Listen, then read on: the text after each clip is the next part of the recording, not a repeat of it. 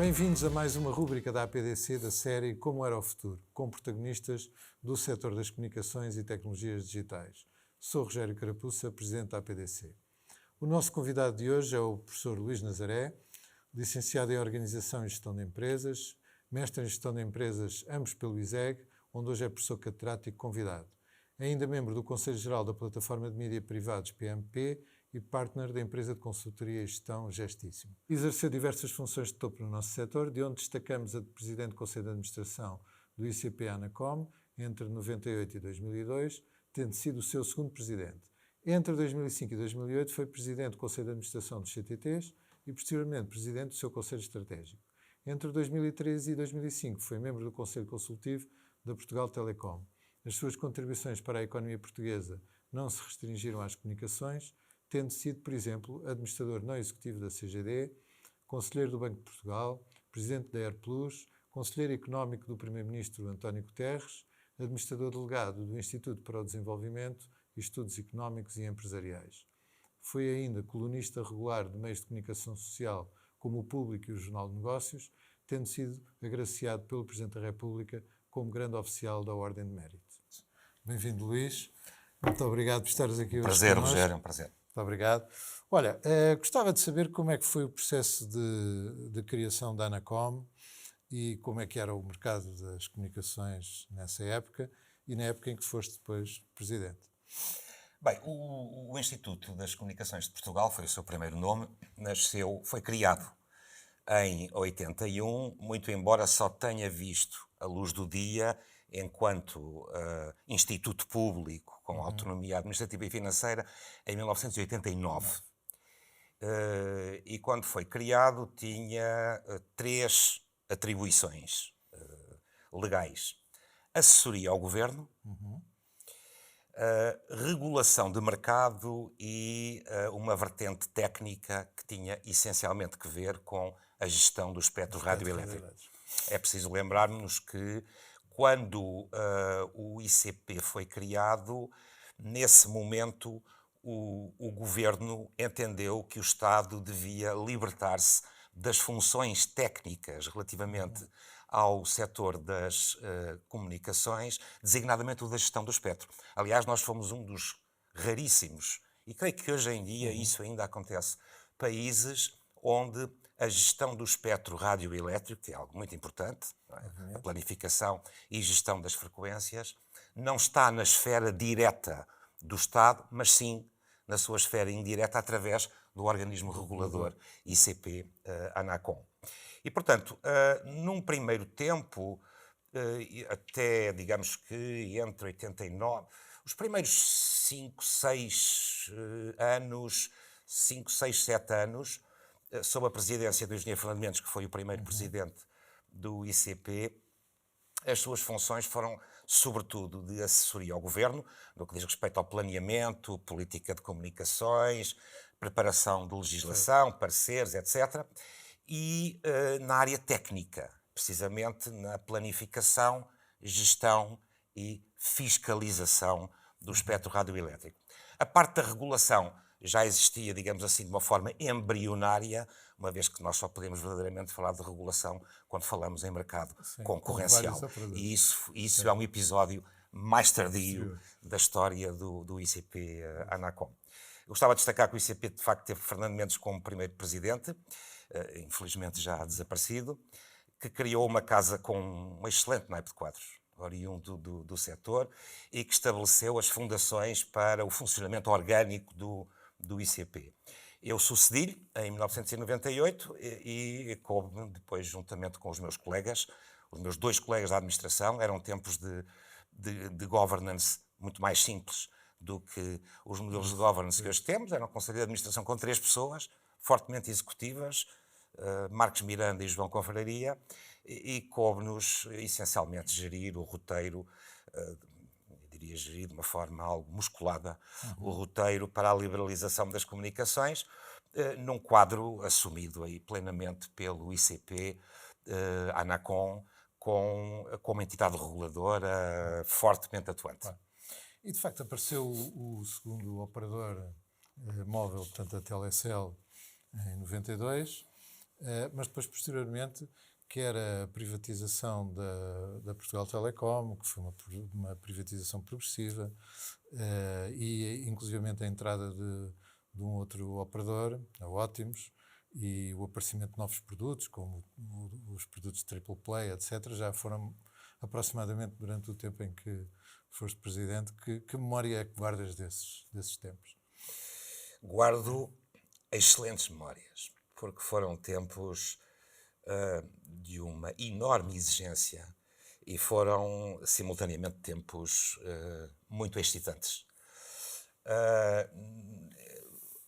Estava em causa criar regras para o funcionamento em ambiente liberalizado das telecomunicações. Regras de acesso, regras de interligação, ofertas de referência, etc. Estava em causa criar um conjunto de dispositivos legais e de regulamentos que precisamente enquadrassem o funcionamento do mercado, logo que a liberalização, quando falamos de liberalização, naquele tempo a liberalização estava associada à liberalização do serviço fixo. Fixo, uma vez que já existia um operador não incumbente, no sentido em que a Portugal Telecom era um incumbente e que era a Telecel, hoje Vodafone. Portanto, estava em causa a criação de um conjunto muito vasto de peças legislativas e regulamentares. Esse foi um desafio extraordinário, que só foi possível devido a um enorme empenhamento de toda a equipa do ICP Anacom e a um enorme empenhamento do Conselho Consultivo do ICP. O Conselho Consultivo foi uma peça absolutamente essencial para a construção desse edifício regulamentar, desse edifício legal que esteve na base e que criou as fundações para o funcionamento do mercado livre de telecomunicações. O Conselho Consultivo do ICP era muito mais do que um Conselho Consultivo stricto sensu. Era muito mais do que isso. Produzia recomendações, produzia peças integrais, constituía grupos de trabalho. Era, digamos, um fórum onde se cruzavam e acabavam por se consensualizar, não é, interesses e opiniões contraditórias entre os diferentes tipos de operadores. Sim. O incumbente, Portugal Telecom, os operadores móveis, primeiro só a Telecel, depois também a Ótimos, hoje nós, os operadores de serviços de valor acrescentado, de trunking, etc. Portanto, foi um período extremamente vibrante. E quero destacar o papel absolutamente extraordinário que o Conselho Consultivo teve, e não posso deixar de recordar 3 pessoas que neste âmbito tiveram um papel que deve ser lembrado para a história das telecomunicações, como tendo tido de facto um desempenho outstanding naquilo que acabou por ser esta matriz legislativa e regulamentar comum, e que muito trabalharam naquele Conselho Consultivo. Pelo lado do incumbente, Portugal Telecom, Robaldo de Almeida. Certo. Pelo lado do ICP Anacom, o seu diretor jurídico, Luís Filipe Menezes, e pelo lado dos operadores móveis, o Henrique Correia, que também já, infelizmente, não está entre nós, desapareceu precocemente, e que tiveram um trabalho absolutamente extraordinário. Foram períodos muito interessantes, de enorme tensão com a Portugal Telecom. Tensão muito forte. A Portugal Telecom era o operador incumbente e, como todos os operadores incumbentes, em Portugal e em todos os países da Europa, tinha, de facto, adquirido uma cultura de domínio absoluto sobre a rede fixa e uma posição conquistada também com muito mérito, não só nacional, mas também internacional. Tudo isso depois desapareceu, mas isso são contas de outro rosário. E foram períodos de muita tensão, porque a nossa missão era forçar a Portugal Telecom a libertar-se do seu monopólio, criar condições para a entrada de novos operadores na rede fixa, criar novos serviços, com a possibilidade de poderem aceder às infraestruturas do operador incumbente. Isto é sempre muito desagradável, eu compreendo, para o operador incumbente, mas é a vida. E foi assim que nós tivemos que fazer.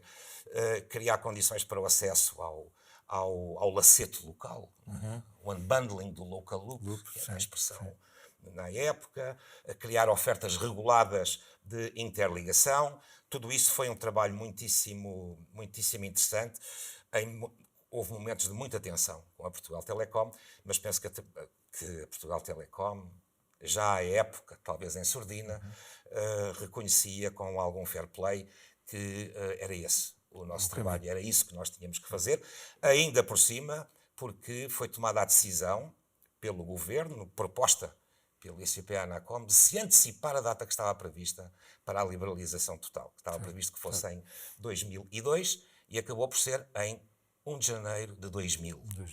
Isso mais acelerou, digamos, todo este trabalho, mais tensão provocou, mas acabou tudo por correr muito bem. Deixa-me só destacar aqui um outro aspecto entre os muitos que deste período, que foi um aspecto especialmente relevante e que ainda hoje todos sentimos e vivemos com ele, que foi o lançamento do Plano Nacional de Numeração. Portanto, os números de telefone, tal como nós hoje os conhecemos, com os seus 9 dígitos, numa operação absolutamente inédita à escala mundial, porque foi feita para todos os serviços de telecomunicações, fixos e móveis, e foi feita num momento só. E foi em 31 de outubro de 1999, também aí por antecipação, relativamente àquilo que estava previsto, que deveria ser a 1 de janeiro, mas entendemos que era esse o movimento certo e era o timing adequado para que, precisamente, no momento da entrada por antecipação da liberalização total dos serviços, já tudo estivesse absolutamente preparado, incluindo os números. Lembro-me bem desse momento, com a adição de mais uns dígitos que nós tínhamos que fazer. A adição de mais uns dígitos na rede fixa. Na rede fixa.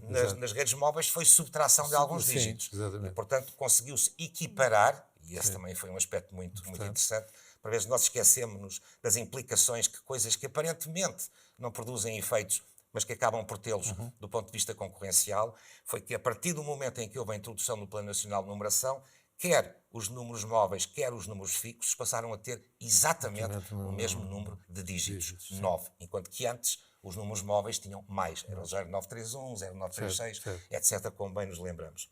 E, portanto, foram estes os momentos mais interessantes. E havia também um ambiente de inovação nessa época, certo?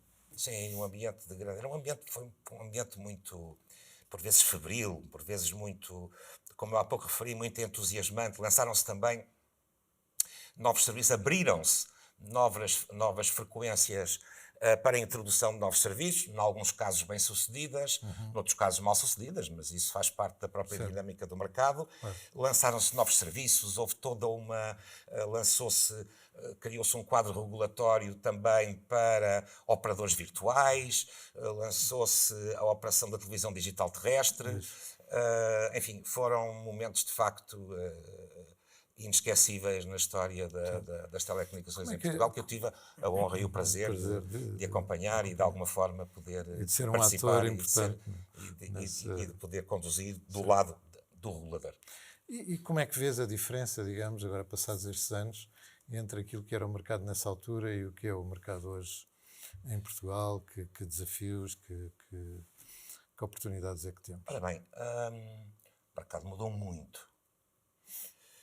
Não os serviços em si. Continuamos a ter a telefonia, a televisão, os dados e, portanto, na natureza dos serviços as coisas não mudaram por aí além e não mudarão, certamente. Não mudarão, certamente, nos próximos muitos anos. Agora, digamos que a matriz concorrencial mudou muito. E, digamos, o panorama do mercado é completamente diferente daquilo que tínhamos à época. Desde logo porque pela emergência, pelo aparecimento das grandes plataformas globais. Portanto, o aparecimento das plataformas globais, Google, os Metas, os Microsoft, etc., as plataformas globais tal como hoje as conhecemos, que na altura se designavam por OTTs, não é? Vieram criar um novo ambiente na fileira das comunicações. Não podemos falar agora somente de telecomunicações stricto sensu, mas na fileira das comunicações. E criaram perturbações significativas, trouxeram muitas coisas extraordinárias. O que seria hoje pensar um mundo sem algumas destas plataformas globais? Sim. O que seria? Era impensável. Mas, dito isto, trouxeram perturbações sérias, tanto ao mercado, quer na área da operação pura e dura de telecomunicações, quer na área da produção de conteúdos. Não vamos falar sobre isso também são outras águas. Seria outro podcast. Seria outro podcast. Um dia poderemos falar sobre isso com muito prazer. Mas, de facto, a entrada destes novos operadores e destas plataformas globais veio trazer desafios acrescidos e acarretou consequências significativas do ponto de vista económico para as telcos. Certo. Bem, desde logo, as telcos, de um modo geral, em todo o hemisfério norte, enfim, de uma forma geral, em todo o planeta, viram significativamente reduzidas as suas margens. Certo. Desde logo porque passaram a ter, e isso acentua-se a cada dia que passa, a concorrência destas plataformas globais, já não só como utilizadores de telcos, mas como fornecedores de meios de comunicações e de transmissão. Isso veio alterar dramaticamente o cenário. Hoje, basta nós olharmos, ainda há poucos dias eu olhei para um planisfério com todos os cabos submarinos que existem no mundo. É uma coisa absolutamente, não vou dizer assustadora, porque não mete medo, mas é uma coisa impressionante, sobretudo no hemisfério norte, não é? Nem se consegue ver o azul do Oceano Atlântico com a quantidade de cabos submarinos que existem, ou mesmo também do lado do Pacífico, que existem. Ora bem, boa parte, e sobretudo os mais recentes e os mais desenvolvidos tecnologicamente, que têm vindo a ser lançados, já não são, como eram no passado, fruto de consórcios entre operadores clássicos de telecomunicações, certo, mas são financiados, são geridos, são desenvolvidos, são comercializados por plataformas globais. Alguns destes cabos amarram também em Portugal. Isto veio transformar completamente o cenário.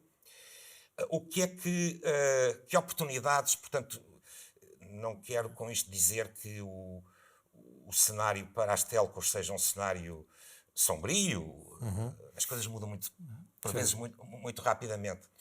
É verdade que as telecomunicações, durante alguns períodos, procuraram alargar a sua posição na fileira. Houve diversas tentativas, por exemplo, de aquisição de produtores de conteúdos, inclusive em Portugal, consumadas umas, goradas outras, como noutros países, mas que não levaram a grandes desenvolvimentos. E, portanto, as oportunidades que os operadores clássicos de telecomunicações hoje têm pela frente, eu diria que são, no quadro atual e dado o desenvolvimento da fileira, mais estreitas do que no passado. E são mais estreitas porque apareceram estes grandes tubarões da fileira das comunicações, que são as plataformas globais. Que oportunidades, então, é que se oferecem aos operadores de telecomunicações? Algumas têm a ver com o desenvolvimento dos seus próprios negócios. Quer dizer, maior capilaridade das suas redes, maior desempenho na capacidade de processamento, nos débitos, maior diversidade de serviços, melhor relação com os clientes. É algo de que nós vemos sistematicamente reparos e queixumes da parte dos clientes, quer particulares, quer empresariais, relativamente a esta matéria. E há que melhorar, e é possível melhorar, e as telcos têm tudo o que é possível, até com o aporte da inteligência artificial, provavelmente também falaremos sobre o assunto, para melhorar o seu desempenho e, assim, encontrarem uma maior satisfação por parte dos segmentos do mercado que servem. Por outro lado, uma possível maior presença nos meios pesados, nos meios de alta performance, de transmissão, designadamente nas redes internacionais de alto débito, nos cabos submarinos, no satélite.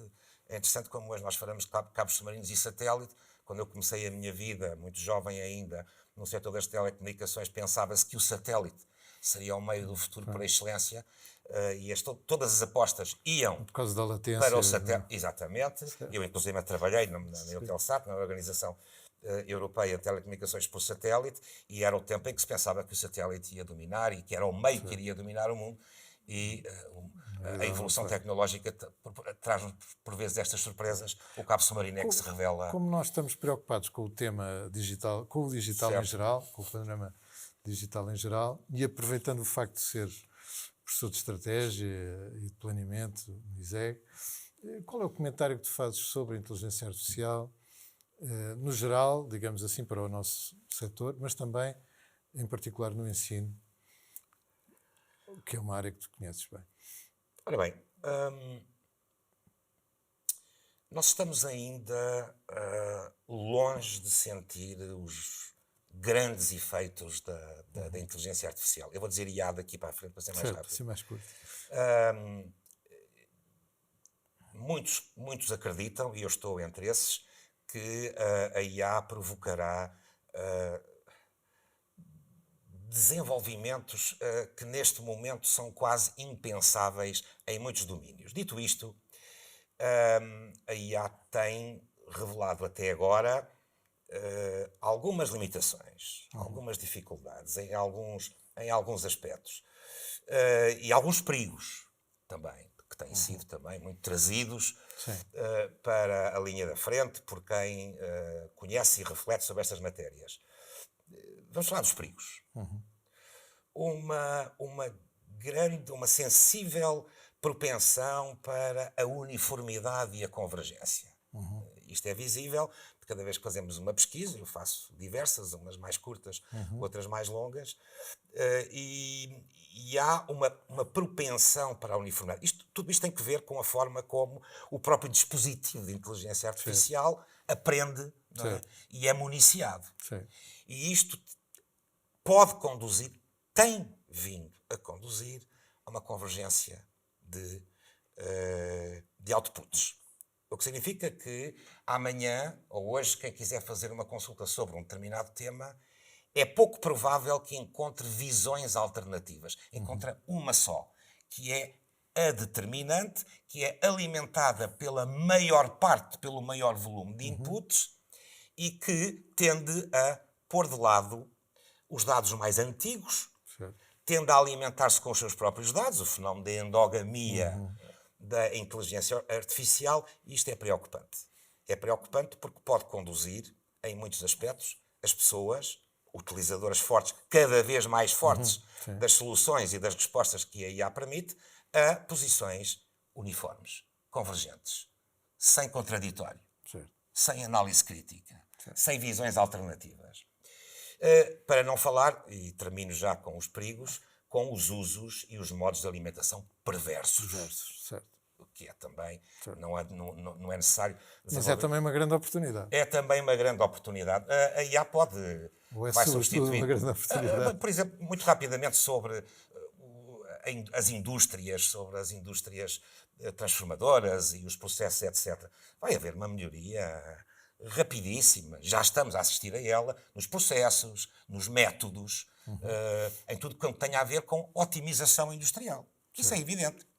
Isso são excelentes notícias do ponto de vista económico, porque representam uma melhoria dos indicadores de eficiência económica, mas são uma má notícia para algumas classes profissionais, designadamente a dos engenheiros. Não é? Portanto, as notícias que tenho e que vou tendo de diversos setores, é que hoje são precisos menos engenheiros e todos os dias são precisos menos engenheiros do que no passado. Não só engenheiros de processos, mas engenheiros de análise e desenho de sistemas, como pessoas da área profissionais da área dos sistemas de informação, porque aquilo que ontem se fazia com uma dúzia de pessoas, hoje se faz com 3 ou 4. Mas nos serviços também. Mas nos serviços também. E noutras áreas onde nós vamos assistir, na arquitetura, na medicina, etc., onde vamos assistir também a este fenómeno. Bons outputs, boas razões.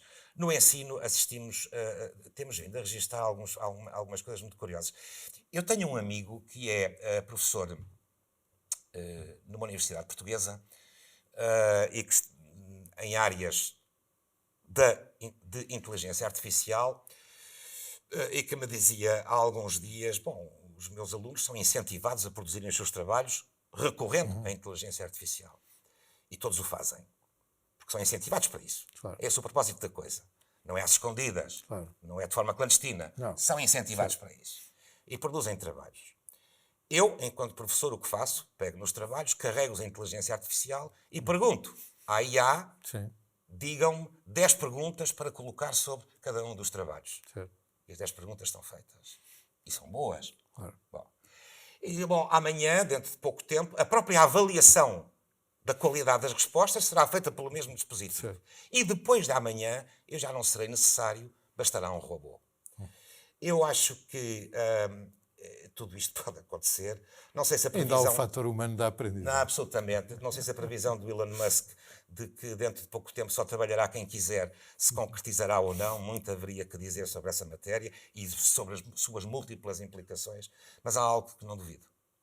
É que o ser humano continuará no centro. Porque esse é o feitiço da vida.